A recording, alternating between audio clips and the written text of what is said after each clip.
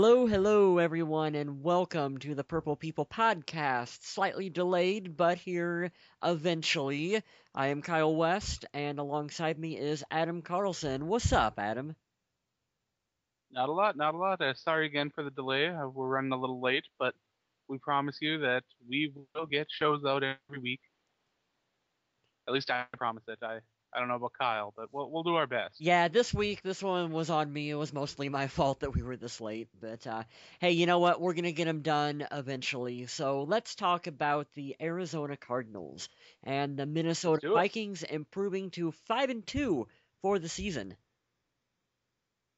I like 5-2. It's a good place to be. I do too. And this is possibly the most angry fan base I've ever seen for a team that's 5-2. But Oh, it's crazy. we'll get to that here in a little bit. We got to hand out some game balls and we got to label some donkeys for the week. That's right. Also, My game ball okay, is going to Harrison Smith. nice. Now, before the game, I predicted that the Vikings would have a pick six, and Harrison Smith did that for me, and I'm very happy for him, and I'm glad he bailed me out because for a second there, it didn't look like it was going to happen. But the kid's got so much talent. I'm excited to have him be a part of the team. Oh yeah. Who's got your game ball? I'm going for Adrian Peterson on Oh, that's the other good one right there. yep, 23 attempts. He had 153 yards, one touchdown, and there were a couple times where he looked like he was just shot out of a cannon. He Oh, hit definitely. he hit that he was hitting his holes really hard. And it was funny after the game in his post game comments. He said, "You guys are gonna think I'm crazy, but I don't even think I'm at 100% yet." So even even as good as what he's looking, hey, he still knows that there is bits that he wants to improve upon. That's why I think he's one of the best running backs in the NFL. Speaking of that, though, did you see his other comment that he gave to the media this week? Uh, That he was disappointed that the team was 5-2 and that they should be undefeated. yeah, that's awesome. That's cool. I like that. It's a good mentality to have. Like I said, when you can be disappointed when you're 5-2, coming off a season where you only won 3 games, you're headed in the right direction.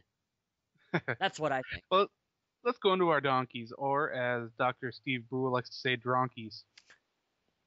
My dronky of the week is Christian Ponder. Those two interceptions, he's trying to throw on the run, and he's overconfident with it, and he's overthrowing. It's getting bad. It's getting bad. It's something that's correctable, but it's mistakes he keeps making these last couple weeks, and it can't stay that way. 8 for 17. You have 17 pass attempts and you throw two picks. I don't like it. And he only had 58 yards passing. Those are that's Donovan McNabb level territory that he's reaching with that one. And I'll say, Hey, he did better than McNabb. Come on. well, yeah, but I'll save my comments for that for when we get into the actual recap. My donkey is I'm gonna label John Carlson for getting a concussion. When he What? does absolutely nothing for the team, how do you get a concussion when you don't do anything? How are you giving a guy the donkey when he was trying to make a play on special teams? Because A, for the fact that he's on special teams, he wasn't hired to be on special teams, and B, he doesn't do anything, so that's why he's my donkey. So, But he was doing things. uh, He was making a tackle or trying to anyway. and yeah, and he wasn't doing a good job of it because he got himself a concussion. So I don't know. I'm excited to see Red Ellison out there in this starting lineup. All right, let's jump right into the offense and let's talk about Christian Ponder. Yeah, the big thing is that I really thought that these kind of games where he looked just really, really bad were going to be behind him at this point. I wasn't expecting him to come out and have a game where he throws for 58 yards in the entire course of it. Uh, he has to learn from this and he has to do better moving forward. And I kind of feel like we've been saying that for a couple of weeks now. So I hope that he legitimately does it this time. I've got some positive things to say though. Now he completed 8 passes for 58 yards. Hmm. When you break that down, that's not an absolutely terrible yards per pass ratio. It's not terrible. He did throw a touchdown, and that was on 17 attempts. So those numbers are fine. It's the throwing on the run, it's the overthrows. I don't know if he's too anxious or if it's overconfidence or what it is, but it's just not working for him right now. And I don't understand it right now either, Adam, because earlier in the season, when Christian would be flushed out of the pocket, he was doing so well when he was throwing the ball on the move. He was Right. making good decisions to either throw it away or he would hit, Kyle Rudolph, and Rudolph would take what would be a 2 yard gain into a 10 yard gain. And all of a sudden, you're seeing him, like you said, he's overthrowing his receivers and his tight ends. And I wonder how much of it comes back to his knee. If you remember, I do. if you remember I remember his knee a issues. couple weeks ago, he had some kind of issue with his knee, and I wonder if that's hurting his ability to kind of run around a little bit. Well, he does say that the knee is still bothering him, and it could be part of the reason. But if the knee is giving you that much of a problem, don't force those passes. Take the take the throw it away. Take the loss it down. And he's got to be doing more of that. Be willing to throw the ball away. And his two interceptions honestly don't bother me as much as some of the fan feedback that I'm reading. The one that he had right before the Vikings were going into halftime was literally the stupidest set of play calls I have ever seen. I don't know what they were doing where they run one play where it looks like they're trying to run out the clock, and then they take a timeout, and then they come back where Ponder throws that interception. I don't even understand what the Vikings were doing. I'm not sure. So even though that was a bad decision on Ponder's part to throw that one, I put that one more on Leslie Frazier and Bill Musgrave for putting him into a horrible situation where the play calls looked like they were all over the place. So I agree. on that one in particular, I'm not really putting that on him. No, I wouldn't either. No. But let's go into something a little bit happier and let's talk about Adrian Peterson. And there were times when he'd take the handoff and he'd just burst through that line of scrimmage. I'd be watching the TV and I'd still be looking at the line of scrimmage and he'd be almost to the secondary. Yeah, I know. Like I said, It just it looked like blew my shot mind. out of a cannon there a couple of times, and you're seeing that burst of speed that wasn't there in week one, when which was something that we had talked about. You're seeing that come back for Adrian Peterson. You combine that with what we're seeing from Percy Harvin and his ability to make plays, and I like what the Vikings are doing offensively with those two players right now. Right. I like what they're doing with what they have. Yes. But you got to admit that second half was some ugly football. That second half was possibly the most boring second half of football I have ever sat through. It was sloppy football by It was bad. both teams, and it was not pleasant, and it felt like it lasted about 8 hours. I didn't think this game was ever gonna get over. Oh, it was disgusting. I wanted to enjoy the game because the Vikings were winning, but I just found myself hanging my head and getting frustrated anyway, and I shouldn't. When the Vikings are up 14 points, I should be happy. But when I'm hanging my head in shame and saying, "Wow, this is really ugly football," and aside from Peterson, the Vikings' offense was basically non-existent, and a lot of that is Ponder's fault for not being able to get the ball out. But overall, it was just an ugly, ugly second half. It really was, and you hit the nail on the head when you said it was ugly football, and that's what Adrian Peterson is talking about when he makes comments about how, hey, the Vikings are 5-2, but we've got to do better, because he's really smart and he knows that offensively that's not going to get it done when you're playing, Right. the Green Bays of the world, or, the Chicago Bears, who are going to go out there and they're going to put up points. They got to be able to do better than what they're doing on the offensive side of the ball right now. And to me, I think that means you got receivers who need to step up, Right. and make plays and be accountable when they're on the field. Let's go into talking about some defense here. Now, we saw something we didn't normally see a lot from the Vikings, and that was some missed tackles. There was. I know Stephens-Howling is very elusive and very speedy. He ran for over 100 yards against the Vikings, and that's pretty impressive because that run D is pretty good, and they're usually solid tacklers. So I got to give props to Stephens-Howling on that one. Harris. I didn't realize he was that elusive. Yeah. Harrison Smith was one that, we gave him the game ball, or I should say you gave him the game ball.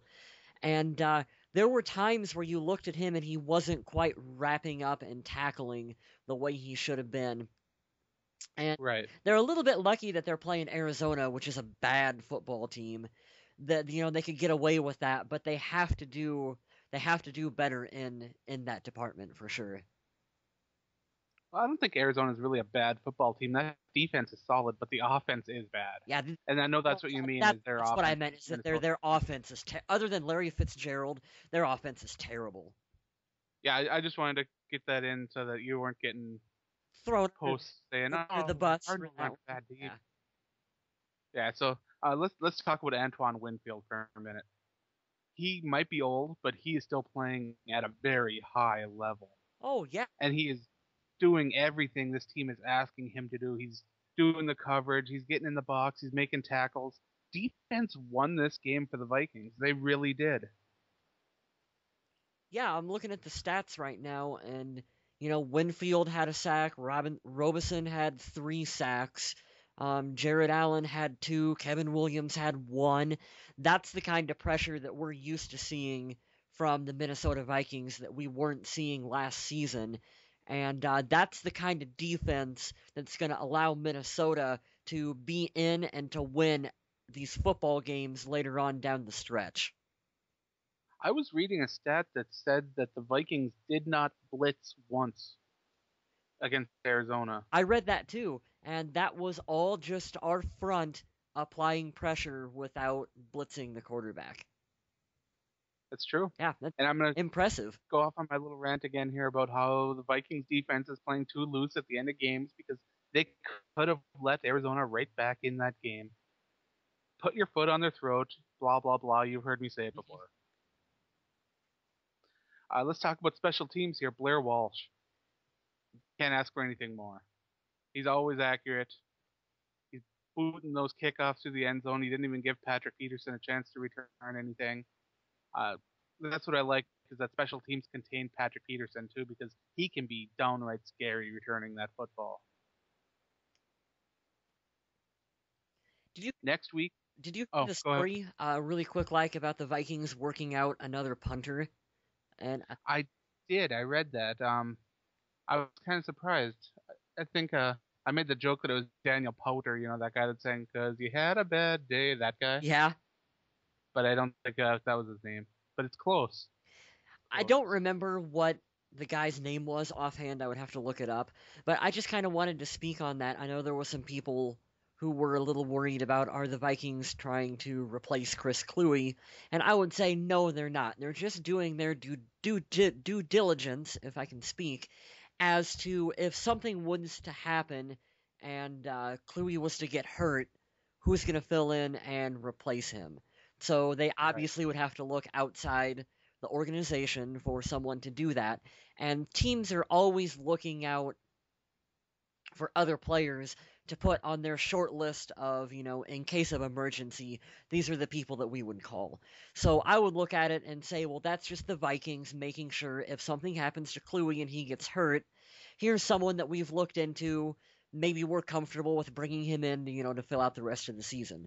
So that was my take on the Vikings working out another punter. I don't think it means that they're unhappy with him and they're going to fire him after next week and bring in someone else if he has a bad game. So I would say to, everyone can relax a bit on that front.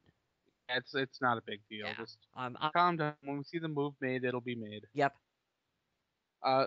I want to go off on a tangent for a little bit here for just a second, because a lot of people are talking about the salary cap that the Vikings have left and how they should use that to try to lure a trade for Dwayne Bowe or something like that. Let me just say first, they got to take care of their in-house needs. Percy They're going to be Harvin. re-signing a lot of players, and that Percy Harvin signing bonus is going to be big. Mm-hmm. It's going to be big, and most of what they have left will go towards that and fill load holes. And they've got guys they need to take care of before they can go out and do shopping. So that's just a little mini rant that I've got there. I'm with you on that one. I don't even need to add to it because I'm right with you on that one. Let's go right and talk about next week's game. We're gonna keep this show kind of short because the game is you'll probably have watched the game by the time you listen to this. Mm-hmm.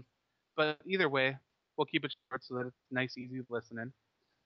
You've probably already seen the Tampa Bay Buccaneers taking on the Vikings here on Thursday night. Thursday night games are really weird for me because I love football on Sundays and I don't really care for night games a whole ton because I don't like the stress of waiting all day for the game just to wait and see what's going to happen. Let's get it out of the way so I know whether I'm going to be sad or happy all day.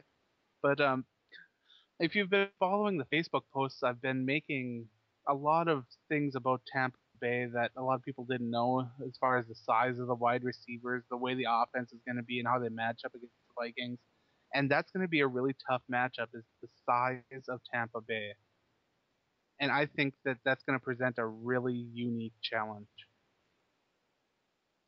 And Now let's take another quick look down the injury report too and see. Okay, Carlson's going to be out, so that's one spot they're not going to have. They're going to have someone else active. Probably Audie Cole, or maybe if they need a receiver, maybe it's going to be Jarius Wright. We don't know. yeah, And that's what's going to be interesting. I would be really happy to finally see Jarius Wright be active. I've been saying this for weeks now that if Stephen Burton is going to be active and not do anything, what would be the harm in having Jarius Wright be active and do nothing for the week? So, Hey, now Stephen Burton has as many receiving touchdowns as Calvin Johnson. does he really? He does. Yeah. Well, Calvin Johnson only has one touchdown this year. the Madden curse is getting to Calvin Johnson, right? Isn't that what Detroit can blame it on? Yeah, they can just blame it on being a bad team Oh, ooh. and with bad coaching. But let's keep going down the injury report here. Jerome Simpson says that he's at 100%, which is great to hear. Adrian Peterson still has that ankle problem that's nagging him, but you wouldn't know it from watching last week's game, that's for sure. He'll be fine. He won't miss a football game No, unless his most of the players I'm listing here won't dangling. miss except for Carlson. Yeah. Christian Ponder's knee is still bugging him. He's been taking it easy in practice, but he will play. So Joe Webb will Um, start. Joe Webb, Wildcat. hey, that'd make a lot of fans happy. I'm kidding. A lot of No, people calling no, for Webb already. no. The Joe Webb Wildcat makes nobody happy. That You're not a Webb head right now? that is a myth. I like Joe Webb. No, that Wildcat. No, I don't. There was an interesting addition to the injury report, and that was Matt Khalil's back. And that I don't like to hear because he's been playing at such a high level already on Christian Ponder's blind side. And I don't want to see any drop off from him. And I don't know. That just worries me because pass protection has already been a bit shaky because of the guards situation. Mhm. Charlie Johnson, I thought moving him inside would be a huge benefit for him, but he's still a standing turnstile. I just am frustrated with it, and Matt Khalil needs to be playing at a high level to make up for him. Yes, you are correct. I think that'll be an area that the Vikings will continue to work on is the offensive line next season. Even though it's much improved over what we had seen last year, is that yeah, Oh, definitely. they're gonna keep tweaking that to make sure it's the best it can be. Without a doubt, especially when they know that their bread and butter is the running game Hmm. and the short passes. Those are where it's at. That is all I have for now. Do you have anything that you wanted to add to that? Just that my key to the Vikings picking up a win over Tampa Bay is going to be Vincent Jackson. So far, the Vikings have been doing a pretty good job of picking the number one wide receiver for the other team, whether it's Calvin Johnson or Larry Fitzgerald, and pretty much making them a non factor. And so, if they can do that, if they can keep Vincent Jackson, to not have a monstrous game against us, and Adrian can run the ball and Percy gets his touches, and Toby Gerhart can get his 3 yards out there, we can pick up a win in Minnesota.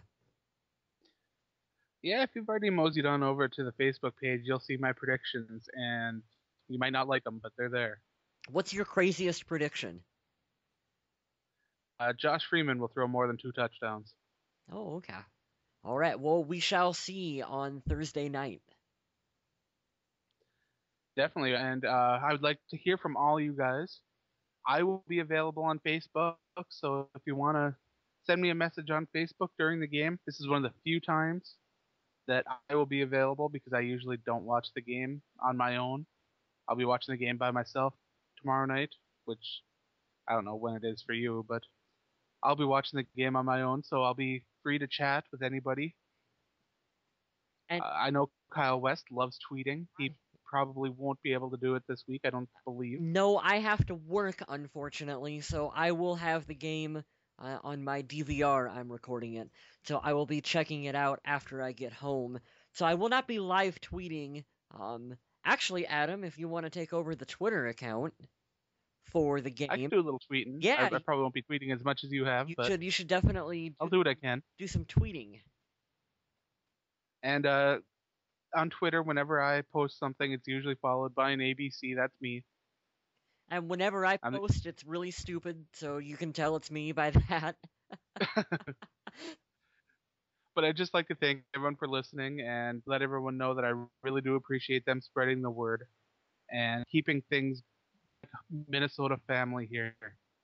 This is really so great to be such a part of our organization, even though I'm not officially a part of it. I feel like I'm part of Vikings Nation, and I hope you do too. Thanks everyone for listening, and stay classy, Minnesota.